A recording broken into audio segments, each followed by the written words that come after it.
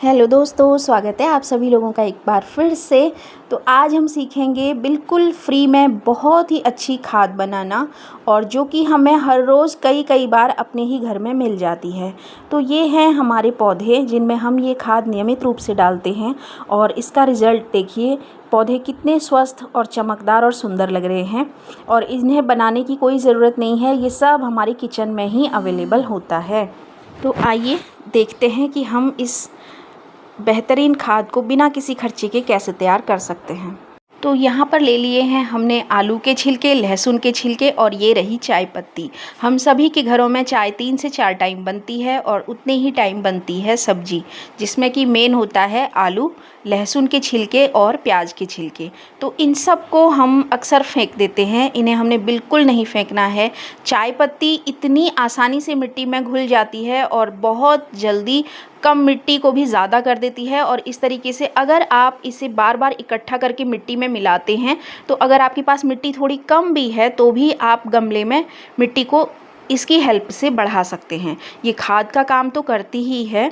और चाय पत्ती का एक खास गुण होता है कि जब अपराजिता के पौधे में फूल ना आ रहे हों, तो आप इस चाय पत्ती को, यूज्ड चाय पत्ती को सुखा लीजिए और फिर उसको पौधे की जड़ में डालिए। तो अगर आप ऐसा हर हफ्ते नियमित रूप से इसे मिलाते हैं मिट्टी में, तो अपराजिता के पौधे में फूल भी आने लगते हैं। और वैसे भी चाय पत्ती जो है वो आप सीधे ही चाय बिल्कुल इसमें से हटा लीजिए, और फिर इसे डायरेक्ट भी आप पौधों की मिट्टी में मिला सकते हैं। वैसे भी ये बहुत अच्छी खाद का काम करती है।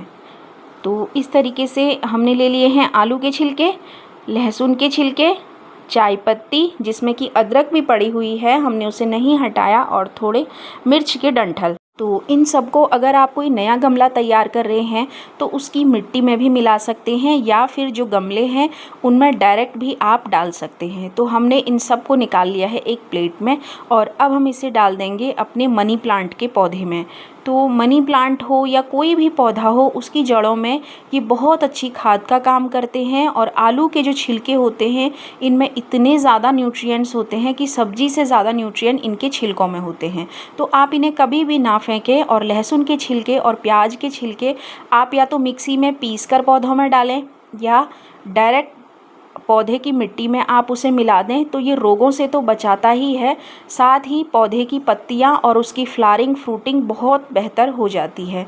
तो अब हम इन्हें एक साथ पौधों में डाल देंगे। अगर आप इन्हें डायरेक्ट नहीं डालना चाहते हैं तो आप इनकी बहुत आसानी से खाद बना सकते हैं। इसके लिए आपने किसी भी कंटेनर में पहले मिट्टी की एक परत लगानी है, फिर आलू की एक परत लगानी है, फिर मिट्टी की एक परत लगानी है, और फिर किचन वेस्ट की एक परत लगानी है।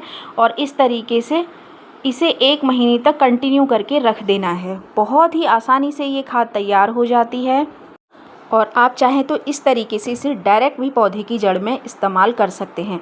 तो हमने ये मनी प्लांट के पौधे में, इसकी जड़ों में हमने डायरेक्ट ही ये किचन वेस्ट डाल दिया है, और ये कुछ ही दिनों में मिट्टी में डिज़ोल्व हो जाता है। आप चाहें तो इस वक्त भी इसमें मिट्टी की एक लेयर लगा सकते हैं, लेकिन अगर आप लेयर नहीं भी लगाते हैं तो भी ये कुछ दिनों में मिट्टी में डिज़ोल्व हो जाता है, और मिट्टी को बहुत सारे न्यूट्रिएंट्स देता है, जिससे कि गमले में उगे पौधे बहुत ही खूबसूरत हो जाते हैं और स्वस्थ हो जाते हैं।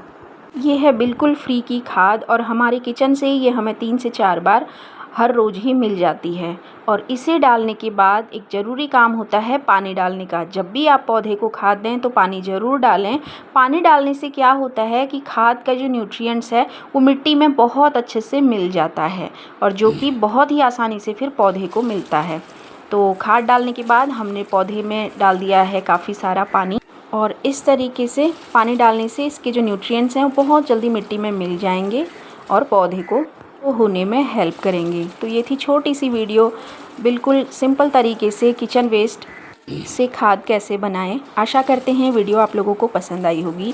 वीडियो पसंद आई हो तो वीडियो को लाइक करें, शेयर करें, सब्सक्राइब करें। Thank you so much.